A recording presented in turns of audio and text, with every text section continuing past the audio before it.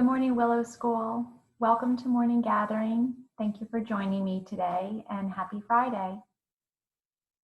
Today, Elise is going to be playing the piano for us.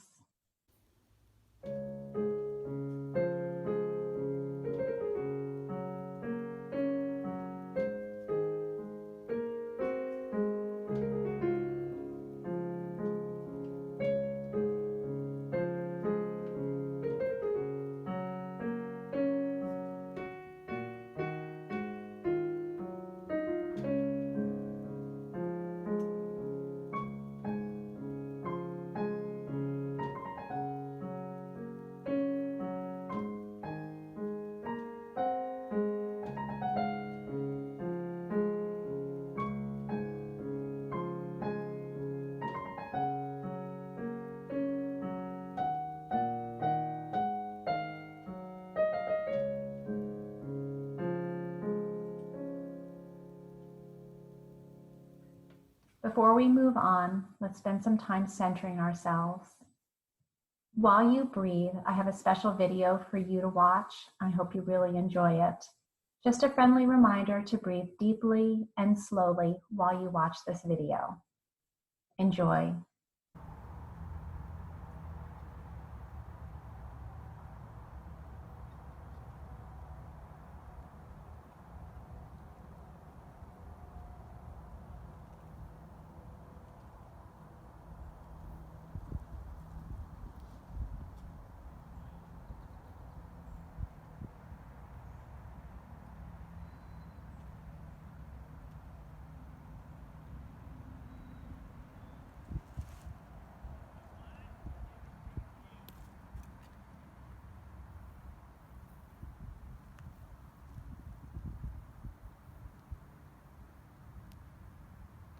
Today we're going to focus on one of this month's virtues, gentleness, but specifically we're going to talk about how you can be gentle toward yourself. Another way to think about gentleness toward yourself is the term self-care. Now, we've been hearing an awful lot about self-care tips while we've been home this past month, things generally to keep us healthy and safe, like you've probably heard the importance of eating healthy foods, getting plenty of sleep, and I certainly hope you've all been doing that. But today I want to talk about a self-care tip that is specifically for those perfectionists who are watching today.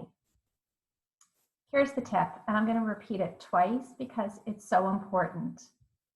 Don't allow an expectation of self-perfection get in the way of trying new things. Don't allow an expectation of self-perfection get in the way of trying new things. So another way of thinking about this is don't think that you have to be perfect in everything you do, because if you do have that type of thinking, it could make you avoid trying new activities, and that would be really sad.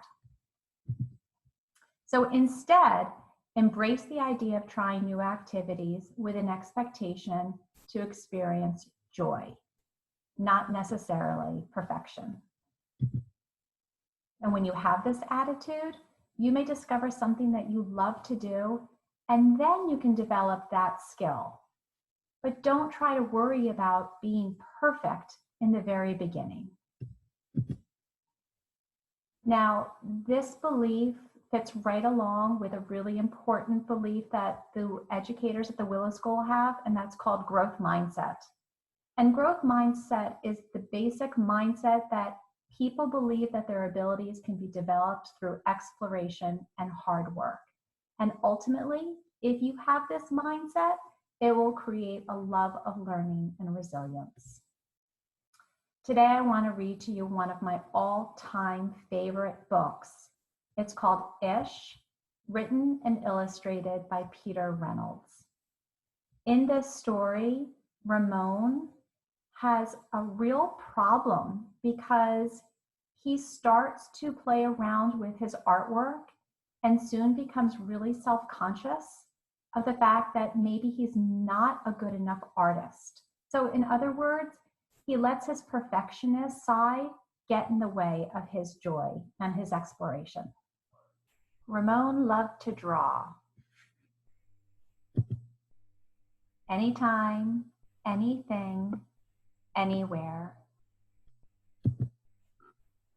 One day, Ramon was drawing a vase of flowers. His brother Leon leaned over his shoulder. Leon burst out laughing. "What is that?" he asked. Ramon could not even answer. He just crumpled up the drawing and threw it across the room. Leon's laughter haunted Ramon. He kept trying to make his drawings look right, but they never did. After many months and many crumpled sheets of paper, Ramon put his pencil down. "I'm done."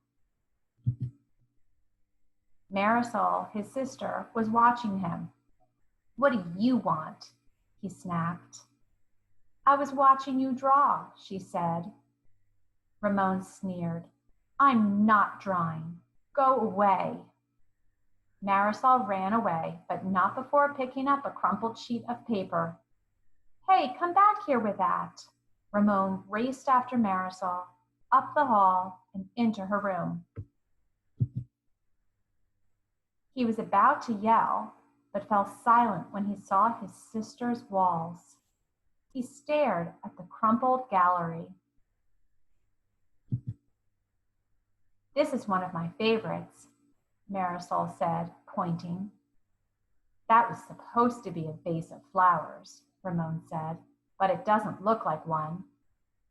"Well, it looks vase-ish," she exclaimed.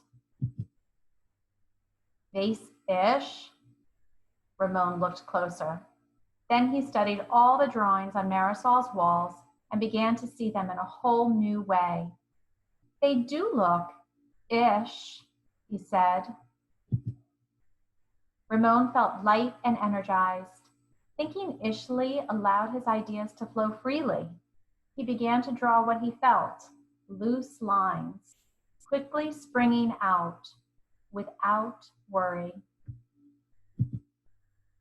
Ramon once again drew and drew the world around him. Making an ish drawing felt wonderful. Tree-ish, house-ish, boat-ish, afternoon-ish, fish-ish, sun-ish. Ramon realized he could draw ish feelings too. Peace-ish, silly-ish. His ish art inspired ish writing. He wasn't sure if he was writing poems, but he knew they were poem-ish. One spring morning, Ramon had a wonderful feeling. It was a feeling that even ish words and ish drawings could not capture. He decided not to capture it. Instead, he simply savored it. And Ramon lived ishly ever after. Like Ramon, I hope you embrace feeling ishly so you can explore all your interests and feel energized and light. Have a great day, everyone. And before I say goodbye, Ms. Miller is going to be singing Down in the Valley. Good morning, Willow family. I'm excited to do another karaoke with you this morning. So this country tune is Down in the Valley.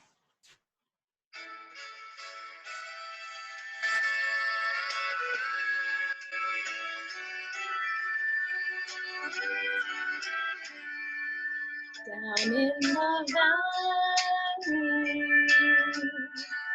valley so low,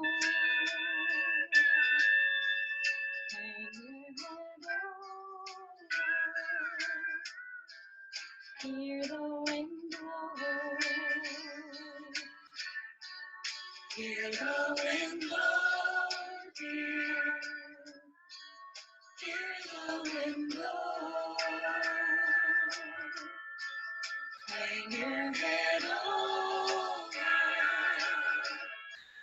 hear the wind blow. Rises the sunshine, Angels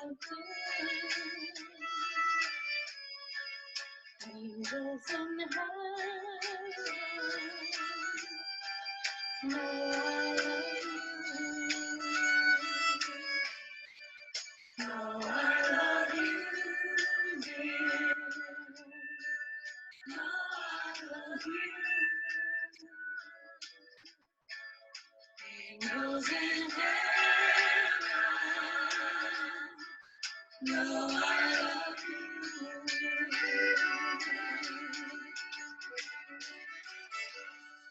Thank you so much, Mrs. Coy, for that beautiful morning gathering. And I wish you all a wonderful weekend.